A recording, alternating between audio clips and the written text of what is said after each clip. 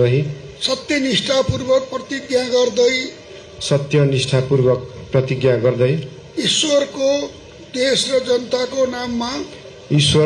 जनताको नाममा शपथ लिन्छु कि प्रधानमन्त्री पदको जिम्मेवारी प्रचलित कानूनको पालना गरी मुलुक र जनताको भलो चिताई कसैको डर नमानी पक्षपात नगरी पूर्वाग्रह वा खराब भावना नलिई ईमानदारीका साथ गर्नेछु र आफ्नो कर्तव्य पालनको सिलसिलामा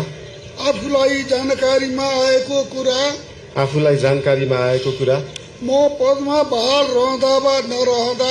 म पदमा बहाल रहँदा वा नरहँदा जुनसुकै अवस्थामा पनि प्रचलित कानूनको पालना गर्दा बाहेक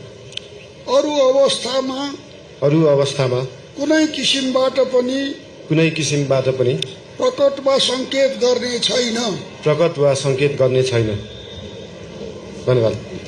यसपछि नवनियुक्त सम्माननीय प्रधानमन्त्रीज्यूलाई आफ्नो आसनमा रही शपथ पत्रमा हस्ताक्षर गरिदिनु हुन अनुरोध गर्दछु।